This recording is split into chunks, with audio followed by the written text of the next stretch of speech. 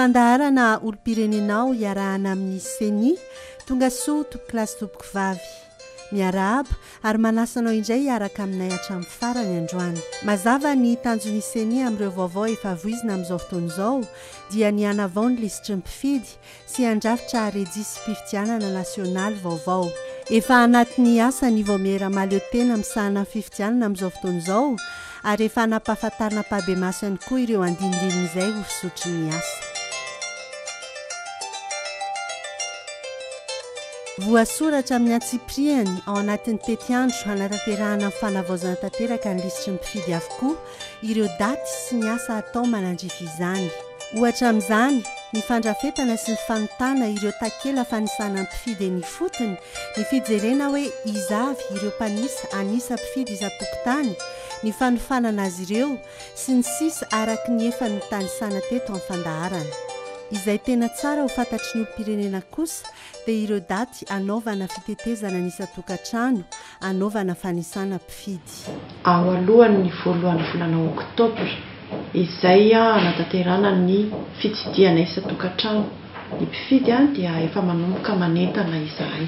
Izany raha teo ny anton'izao an'izao.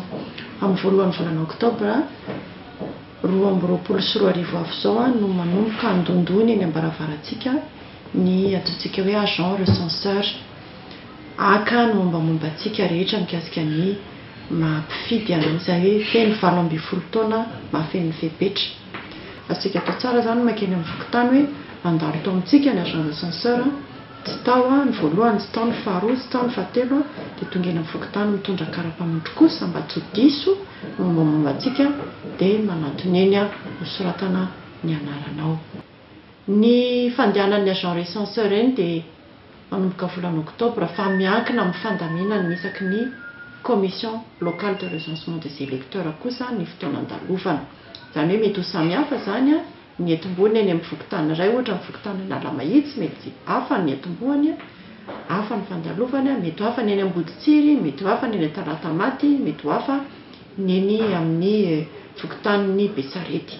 Ny faharoan'ny volana martsa 2024 no atao ny arretage provisoire na amin'ny famaranana fonjimaika ny listim-pifidianana. Izy fotoana ohatran'ny araka ny voavaritry ny lalàna hoe 20 andro ao aorianany hatongafan'ny lisitra indray dia tonga eny indray nareo manamarina dia manao ny fanamarinana dia miverina indray ny enrôlement ny 3 mars izany hoe miverina mandraindray zany raha sanatria latsaka na sanatria misy indray ny fahadisoana dia miverina indray zany ny agent recenseur na mandalo eny amin'ny fokotany indray ianao dia mamerina indray mijery mandra-pahatonga ny amin'ny 10 ny volana May 2024.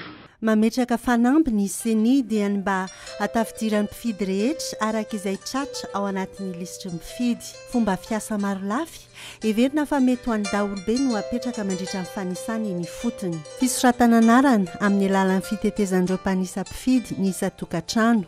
Fisoratana anarana isa-pokotany ho an'ireo mpifidy tsy tratra-trano noho ny antony samihafa. Fisoratana anarana isa-pokotany ho an'ireo mpifidy vaovao vao feno 20 taona. Ary fisoratana anarana amin'ny alalan'ny guichet unique eny amin'ny commune amin'ny fotoana fanomezana didim-pitsarana amin'ny solosora-paterahana mba ahafahana mahazo kara-panondro-pirenena.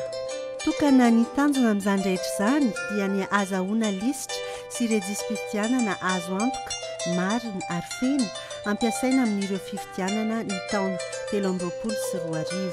Tsy ahivina fa 10 alina sy 7 toetsy 10 tapitrisa amin'izao fotoana izao ny mpifidy voasoratra anarana tao aorian'ny fanavaozana ny taona 2024 sy 2024.